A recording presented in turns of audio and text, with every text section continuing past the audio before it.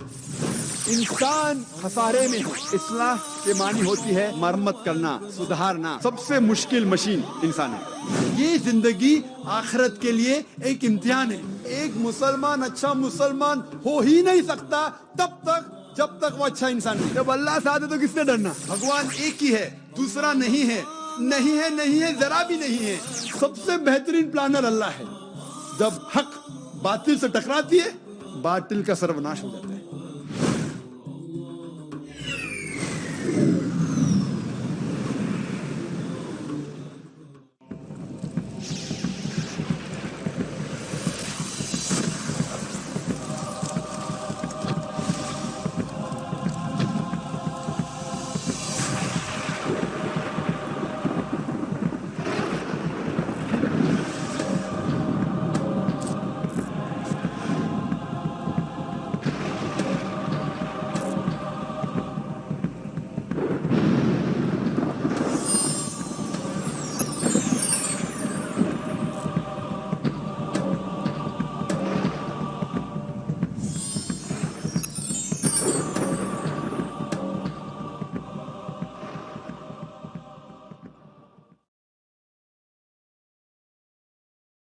Mic number 2 से।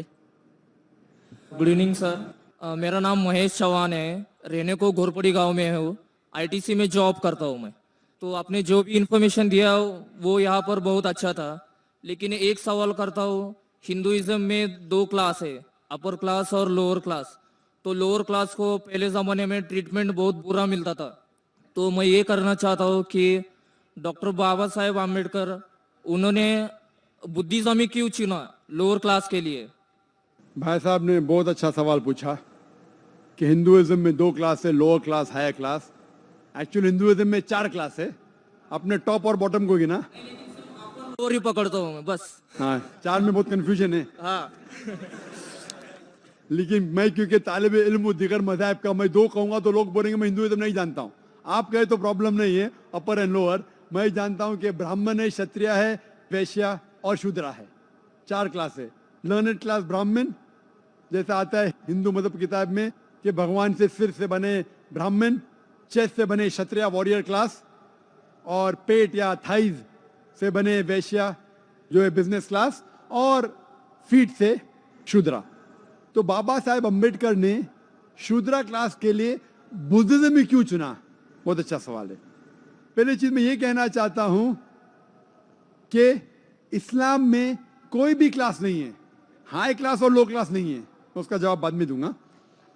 पहले मैं ये कहना चाहता हूं कि बाबा साहेब अम्बेडकर ने, अगर आप उनकी किताब पढ़ेंगे, उन्हें सबसे अच्छा मजहब पसंद आया वो इस्लाम। उन्हें तहकीक की दिगर मजहब की, सबसे अच्छा मजहब पसंद आया इस्लाम। लेकिन हम मुसलमानों ने उन्हें अच्छे तौर से स्वागत नहीं किया, क्योंकि कई मुसलमान गांव खेड़ में जाएंगे, उनको हिंदुइज्म का इन्फ्लुएंस हुआ। वो भी जात पात में मानते, ऊपर जात नीचे जात। अफसोस की बात है, इस्लाम में कोई भी जात पात नहीं है। लेकिन कुछ मुसलमान हिंदू के साथ रह रह के वो भी कास्टिज्म में मानने लगे। आज की तारीख में भी आप अगर गांव खेड़े में जाएंगे तो कई मुसलमान जो समझते हैं मैं ऊंची क्लास का हूं और ये मुसलमान नीचे क्लास का है। कई जगह जाएंगे मैं शेख हूं, मैं हूं सैयद, ऊंची क्लास। इस्लाम में ऐसा कुछ है ही नहीं। इस्लाम में अल्लाह ताला फरमाते सूरह हुजुरात में, सूरह नंबर 49 आयत नंबर 13 में, या अय्युहन नासु इन्ना खलकनाकुम मिन ज़किन व उनसा व जअलनाकुम शुअबन व क़बाइला लिताअरफू इन्न अक्रमकुम इंदल्लाहि अत्क़ाकुम इन्नल्लाह अलीमुन खबीर। जिसके मानिए कि ए इंसानों, हमने तुम्हें एक जोड़े से पैदा किया है, मर्द और औरत के, और आपको ग्रोह में बांटे हैं ताकि आप एक दूसरों को पहचान सको, ना कि आप एक दूसरों से नफरत करें।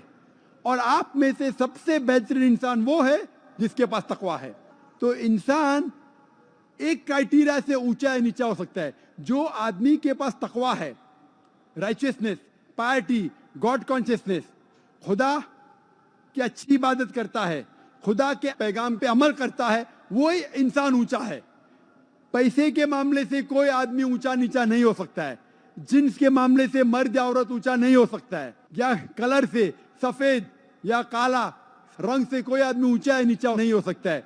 ऊंचा आदमी एक ही क्राइटेरिया से हो सकता है, अगर वो खुदा की इबादत करे, खुदा के पैगामात पे अमल करे, वो इंसान ऊंचा हो सकता है। लेकिन जब बाबा साहब अम्बेडकर ने तहकीक की, हमारे मुसलमान ने सही स्वागत नहीं किया, तो फिर वो सेकंड बेस्ट रिलीजन पे गए जो था बुद्धिज्म। और आज जो दलित है उन्हें कहते हैं नियो बुद्धिस्ट। तो आप बाबा साहेब अम्बेडकर की किताब की तहकीक करेंगे, और मैं पढ़ चुका हूं बाबा साहेब अम्बेडकर की किताबें, कई बार लिखा गया है उन किताबों में कि किस तरीके से हिंदू को सही रास्ते दिखाए। और हिंदुइज्म के बारे में मैं कहना नहीं चाहता हूं, और ये सही मौका नहीं कहने के बारे में बाबा साहेब अम्बेडकर ने क्या लिखा हिंदू किताब के बारे में, कि वो मेरा मकसद नहीं है। लेकिन मैंने उनकी किताब पढ़ चुकी है, तो गलती थी अब मुसलमानों की। इसीलिए मैं कहता हूं ये तकरीर का मौजू वही था, दावत या हलाकत। अगर आप गैर मुसलमान को इस्लाम का पैगाम नहीं पहुंचाएंगे, अल्लाह ताला आपको नष्ट कर देगा, अल्लाह ताला आपको हलाक करेगा।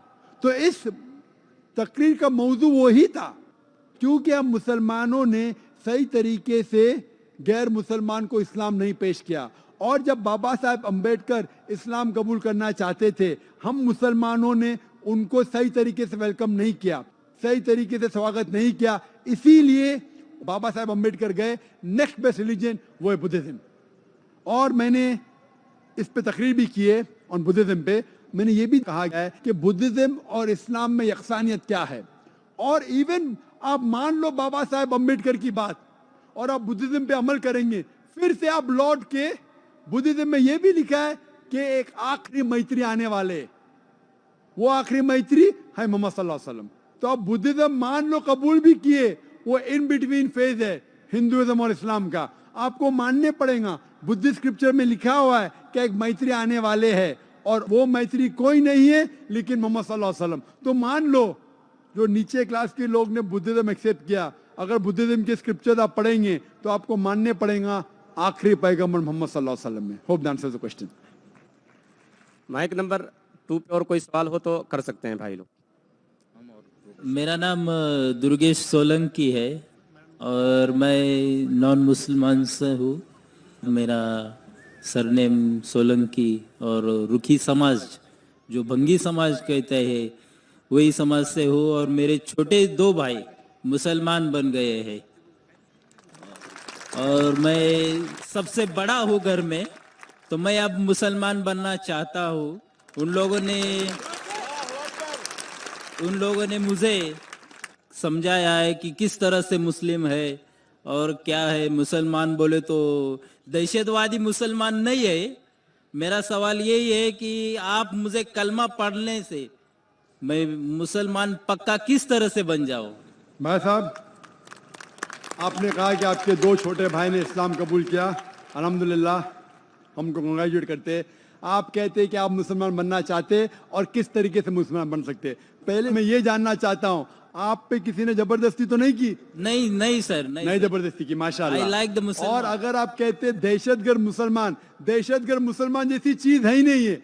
हॉट कोल्ड समझे, हॉट कोल्ड है ही नहीं, तो हॉट होता है कोल्ड होता है। तो दहशतगर्द मुसलमान चीज ही नहीं है। अगर वो दहशतगर्द तो मुसलमान हो ही नहीं सकता है, अगर मुसलमान है तो दहशतगर्द नहीं हो सकता है। दोनों साथ में मुमकिन ही नहीं है। Yes sir, yes, I like this. तो आप मुझे बोलेंगे दहशतगर्द मुसलमान बनाओ, तो मैं बोलूंगा मैं तो नहीं बना सकता हूँ। मैं पक्का मुसलमान बनना चाहता हूँ। हाँ माशाल्लाह, मुसलमान बनना आपको मैं कह सकता हूँ। और दहशतगर्दी के बारे में परसों मेरी तकरीर है, क्या आतंकवाद मुसलमान की विरासत है, वो परसों तकरीर करता हूँ। लेकिन मुसलमान बनना बहुत आसान है। आपको कोई बाकी मजहब में कोई डुबकी लेने की जरूरत नहीं, ना कोई धागा बांधने की जरूरत है। सिर्फ आप अपने जबान से कबूल करेंगे कि भगवान एक है, खुदा एक है और उसके सिवा कोई नहीं है, और आखिरी पैगंबर मोहम्मद सल्लल्लाहु अलैहि वसल्लम में आप मुस्लिम बन सकते। और अगर आप इस बात को मानते हैं तो मैं अरबी में दोहराऊंगा और आप भी दोहराइए। आप भाई साहब मानते हैं कि भगवान एक है? हाँ, आप मानते हैं कि खुदा एक है? हाँ, माशाल्लाह। आप मानते हैं कि आखिरी पैगंबर मोहम्मद सल्लल्लाहु अलैहि वसल्लम है? हाँ सर। बस ये 2 चीज जरूरी है। आपने टोपी पहना, अच्छी बात है, टोपी पहनना फर्ज है, मैं भी पहना हूं माशाल्लाह, पहने अच्छी बात है। लेकिन मुसलमान को टोपी पहनना फर्ज नहीं। लेकिन अगर आप दिखाना चाहते हैं मुसलमान है जैसा मैं दिखाना चाहता हूं तो अच्छी बात है माशाल्लाह। लेकिन वो तो ताज है ना इस्लाम का। मैं अरबी में कहूंगा और आप दोहराइए। Yes sir. अशहदु अल्ला इलाहा अशहदु अल्ला इलाहा इल्लल्लाह इल्लल्लाह व अशहदु अशहदु अन्ना अन्ना मोहम्मदन मोहम्मदन अब्दहु अब्दहु व रसूलुहु। वसल्लम। मैं शहादत देता हूँ मैं शहादत देता हूँ अस्सलाम वालेकुम। मैं गवाही देता हूँ मैं गवाही देता हूँ कि एक ही अल्लाह है एक ही अल्लाह है और अल्लाह के अलावा कोई माबूद नहीं है अल्लाह के अलावा कोई माबूद नहीं है और और मोहम्मद मोहम्मद सल्लल्लाहु अलैहि वसल्लम सल्लल्लाहु अलैहि वसल्लम उसके आखिरी पैगंबर है। उसके आखिरी पैगंबर। माशाअल्लाह आप मुसलमान हो गए। माशाअल्लाह वेलकम वेलकम वेलकम वेलकम। मैं आपको मुबारकबाद देता हूँ और ये कहना चाहता हूँ कि हमारे मुसलमान में कोई भी ऊंची नीची जाति नहीं है। पैसे से आप ऊंचा नीचा नहीं हो सकते, धन से नहीं हो सकते, रंग से नहीं हो सकते। खाली ऊंचा नीचा वो इंसान है जो भगवान को ज्यादा मानता है, जो खुदा को ज्यादा मानता है। जितना आप खुदा के पैगाम पे अमल करेंगे उतने अच्छे मुसलमान आप हैं। शुक्रिया सर, शुक्रिया। तकबीर। तकबीर। मैं आपको मुबारकबाद देता हूँ तकबीर। और मैं आपको वेलकम करता हूँ इस्लाम पे जो अमन का धर्म है। Yes sir. मुबारकबाद देता हूँ। अल्लाहु अकबर अल्लाहु अकबर।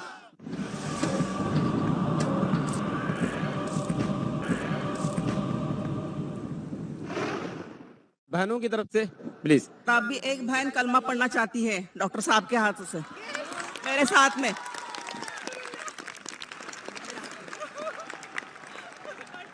मेरे हाथ में दो। Assalamu alaikum, sir. वालेकुम अस्सलाम व रहमतुल्लाहि व बरकातुहू। My name is Pushpa Shinde. Though I am born Hindu, I believe in Islam and I want to read a kalma. Alhamdulillahi Rabbil Alameen Ar-Rahmanir Rahim Maliki Yawmiddin Iyyaka na'budu wa iyyaka nasta'in Ihdinas siratal mustaqim siratal ladzina an'amta alaihim ghayril maghdubi alaihim waladdallin. Amin. माशाल्लाह, sister, that's very good. That was the Bismillahirrahmanirrahim. Kul huwallahu ahad. Allahu samad. Lam yalid wa lam yulad wa lam yakul lahu kufuwan ahad. माशाल्लाह sister. Brother, she needs to recite the kalma. So can you just? आप sister, मैं पूछना चाहता हूँ कि आप इस्लाम कबूल करना चाहती है? Yes, sir. हाँ। पहले मैं ये कहना चाहता हूँ कि जब से पीस टीवी शुरू हुआ है अल्हम्दुलिल्लाह और काफ़ी करोड़ों लोग पीस टीवी को देख रहे हैं और अक्सर तकरीर के बाद कई गैर मुसलमान जब जानने लगे इस्लाम क्या चीज़ है, इस्लाम की सही तालीमात क्या है, तो अल्हम्दुलिल्लाह अल्हम्दुलिल्लाह कई लोग इस्लाम कबूल कर रहे। और जब लास्ट टाइम कॉन्फ्रेंस हुआ था बॉम्बे में अल्हम्दुलिल्लाह आखिरी दिन लाखों का मजमा था और आखिरी दिन अल्हम्दुलिल्लाह सुम्मा अल्हम्दुलिल्लाह अल्लाह सुब्हानहू व तआला ने कई गैर मुसलमान को हिदायत दी। मैं ये नहीं कहता हूँ कि मेरी तकरीर से कोई गैर मुस्लिम मुस्लिम बनता है, अल्लाह हिदायत देता है। और हम देखते हैं कि everything is life, everything is open. हम किसी को ज़बरदस्ती नहीं करते, हम पैगाम पहुंचाते। आपको पसंद आता है तो कबूल करो, नहीं पसंद आता तो भी हमें कोई अर्ज नहीं है। लेकिन इंटेलिजेंस मुझसे पूछती है कि कोई शख्स थे जो लोगों ने कबूल किए। मैं ये भाई साहब को कभी पहले देखा ही नहीं, ना ये बहन जी को कभी देखा हूँ, शायद उनने मुझे टीवी पे देखा है। और हम किसी को ज़बरदस्ती नहीं करते। लेकिन अल्हम्दुलिल्लाह जब लोग को सच्चाई मालूम पड़ती है, इस्लाम का जो पैगाम मिलता है अमन का, तो उनमें जो जज्बात बाहर आते हैं अल्हम्दुलिल्लाह और वो कबूल करते हैं। तो मुझे इंटेलिजेंस ने यहाँ पूना में आने के पहले कहा था कि देखो आप मुसलमान बनाओ लेकिन पब्लिक पे मत बनाओ। तो मैंने उससे कहा कि मैं किसी को मुसलमान बनाता नहीं हूँ, वो भगवान बनाता है, वो भगवान हिदायत देता है, खुदा हिदायत देता है। और अगर कोई शख्स बनना चाहता है तो मेरी गवर्नमेंट ने रोकती, मेरी कंट्री ने रोकती, तो मैं कैसा रोक सकता हूँ? Hindustan one of the few countries, बहुत कम मुल्क है जिसमें इतने राइट्स है। और हिंदुस्तान में हर सिटीजन को ही has a right to preach, practice and propagate religion. उसको हक है कि अपने दीन के बारे में प्रचार करे, उसके ऊपर अमल करे और उसको प्रोपोगेट करे। कोई रोक नहीं सकता है। और कोई भी अगर इंसान कोई भी धर्म कबूल करना चाहता है उसको बिल्कुल इजाजत है। लेकिन जबरदस्ती कोई किसी को कोई भी मजहब में दाखिल नहीं कर सकता है। तो बहन जी मैं ये जानना चाहता हूँ कि आप अपने दिल से इस्लाम कबूल करना चाहती है? जी मैं दिल से इस्लाम कबूल माशाल्लाह, करना बहुत अच्छी बात है। आप मानते हैं कि खुदा एक है? चाहती हूँ। जी हाँ। आप मानते हैं कि आखिरी पैगंबर इस खुदा के मोहम्मद सल्लल्लाहु अलैहि वसल्लम है? जी हाँ। तो इंशाल्लाह मैं अरबी में कहूँगा जो कलमा और आप दोहराए और फिर मैं तर्जुमा करूँगा। अशहदु अल्ला इलाहा अशहदु अल्ला इलाहा इल्लल्लाह इल्लल्लाह व अशहदु व अशहदु अन्ना अन्ना मुहम्मदर मुहम्मदर रसूलुल्लाह। रसूलुल्लाह। मैं गवाही देती हूँ मैं गवाही देती हूँ कि अल्लाह के अलावा कि अल्लाह के अलावा कोई भी माबूद नहीं है कोई भी माबूद नहीं है और और मोहम्मद मोहम्मद सल्लल्लाहु अलैहि वसल्लम सल्लल्लाहु अलैहि वसल्लम उसके आखिरी पैगंबर है। उसके आखिरी पैगंबर है। माशाल्लाह, आप मुसलमान हैं। अब मैं अल्लाह सुब्हानहू व तआला से दुआ करता हूँ कि इस बहन को और इस भाई को अल्हम्दुलिल्लाह जन्नत नसीब फरमाएं। और मैं दरख्वास्त करता हूँ कि जो भी यहाँ गैर मुस्लिम हैं, आप इंशाअल्लाह इस्लाम का पैगाम सुनिए। ये पैगाम अमन का है। अक्सर मीडिया कहती है क्या ये दहशतगर्द मजहब है। अक्सर मीडिया कहती है कि इस रिलीजन में वायलेंस है, जिसको इंशाल्लाह मैं टच करूँगा आखिरी दिन पे। आतंकवाद क्या मुसलमानों की विरासत है और इंशाअल्लाह इस्लाम में कोई भी किसी को जबरदस्ती तलवार के जोर पे या बंदूक के बल पे किसी को कबूल नहीं करा सकते। ये इस्लाम में हराम है। कुरान में लिखा गया है ला इकराह फिद्दीन, के कोई भी दीन में जबरदस्ती नहीं कर सकता। और मैं कॉन्ग्रेचुलेट करता हूँ, मुबारकबाद देता हूँ इस बहन जी को और भाई साहब को, और अल्लाह से दुआ करता हूँ कि इनको इंशाअल्लाह कबूल करे और इनके अमाल में इंशाअल्लाह तरक्की हो और ये अपने खानदान में इस अमन को फैला सके। मैं इस्लाम में कही गई काफ़ी बातें फॉलो करती हूँ, नमाज पढ़ती हूँ, रोज़े रखती हूँ, लेकिन trouble comes when it comes to listening to music और watching movies. Is it a गुनाह टू लिसन टू म्यूज़िक? मैंने सवाल किए कि मैं कुरान पढ़ती हूँ, मैं नमाज पढ़ती हूँ, लेकिन प्रॉब्लम है जब म्यूज़िक सुनती हूँ क्या जायज़ है क्या नहीं, क्या पिक्चर देखना जायज़ है क्या नहीं। कुरान में लिखा है कि आप मोटे मोटे हराम काम से दूर रहो, इंशाअल्लाह अल्लाह ताला आपके साथ है। क्योंकि आप अभी नौ मुस्लिम हैं। आस्ते आस्ते आप अगर सलाह पढ़ती है अल्हम्दुलिल्लाह, सबसे अहम बात है कि मानना चाहिए खुदा में। उसके बाद है सलाह जो आप पढ़ते हैं माशाल्लाह, उसके बाद है ज़कात कि आपको चैरिटी देना है, उसके बाद रोज़ा है, बाकी चीज़ें कई चीज़ें इस्लाम में। आप इंशाअल्लाह जो अहम चीज़ों को पहले फॉलो कीजिए, उसके बाद आप बाकी चीज़ पे भी आ सकते। लेकिन क्योंकि आपने मुझसे सवाल किया कि म्यूजिक सुनना अलाउड है क्या नहीं, अल्लाह के रसूल की हदीस है कि म्यूजिकल इंस्ट्रूमेंट जो है एक्सेप्ट फॉर डफ के अलावा बाकी सब म्यूजिकल इंस्ट्रूमेंट्स हराम है और ये आपको अल्लाह से दूर लेके जाते हैं। तो इस पस मंज़र के हदीस के पस मंज़र में म्यूजिक सुनना सही बात नहीं है। लेकिन आप क्योंकि अभी नौ मुस्लिम हैं, जो चीज़ अहम बातें हैं उसके ऊपर पहले आप अमल कीजिए। अगर आप चाहते हैं कि आप में इतना तकवा है कि मैं छोटी छोटी बात पे भी अमल करूं, तो बेशक अगर आप जानना चाहते हैं कि म्यूजिक पर से डफ के अलावा बाकी म्यूजिकल इंस्ट्रूमेंट्स हराम है। और वो मूवी जो हराम मूवी है वो देखना नाजायज है। टीवी देखना नाजायज नहीं है, लेकिन टीवी पे गलत चीज देखना, उरियानगी, ऑब्सेनिटी, ये देखना हराम है। लेकिन अगर आप अच्छा टीवी पे लेक्चर देखते, अच्छा इस्लामिक लेक्चर देखते, तो वो गलत नहीं है। तो गलत चीज देखना हराम है, अच्छी चीज पिक्चर पे देखना जायज है। जो चीज शरीयत के खिलाफ नहीं है वो चीज देखना जायज है, जो शरीयत के खिलाफ है वो हराम है। Hope that answers the question. मेरा नाम अरुण पवार है। मेरा सवाल ये है कि भगवान बुद्ध ने सब में अहम बात ये कही है कि आपको भगवान की या स्वर्ग, नरक, जन्नत जो भी है उस चीज की चिंता करने की जरूरत नहीं है। आपके हाथ में आपका जीवन है, वो जीवन आप कैसा उच्चतम महानतम बनाएंगे, इसी बात पे आप जोर दे दो। उच्चतम और महानतम जीवन कैसा होता है, एक उन्होंने उदाहरण दिया है कि आप खाना भी खाएंगे तो पके हुए फल का भोजन करो। जो फल झाड़ ने छोड़ दिया है तो आपके ऊपर कोई जंजीरें नहीं आएंगी। जो फल जो है वो झाड़ कभी वापस नहीं लेता, उन्होंने तो छोड़ दिया है, वही फल का भोजन करो। यहाँ तक भगवान बुद्ध ने कहा है कि आपको इस चीज की चिंता क्या है कि आप मरने के बाद स्वर्ग में जाएंगे, नरक में जाएंगे, भगवान के पास जाएंगे, भगवान यहाँ आएंगे, इसकी कोई चिंता ही नहीं है आपको। आपको आपका जीवन उच्चतम महानतम बनाने की यही चिंता होनी चाहिए। तो आप इस पे गौर करो। भाई साहब ने सवाल किया है कि भगवान बुद्ध ने ये कहा है, भगवान बुद्ध ने ये कहा है। भाई साहब, कोई भी बुद्ध की किताब में मैंने भगवान बुद्ध का नाम ही नहीं सुना है। बुद्ध को जानता हूं मैं, बुद्धा को जानता हूं, भगवान बुद्धा को नहीं जानता हूं। वो आप कहते तो, आप अगर गलत कहते तो मैं क्यों मानूं?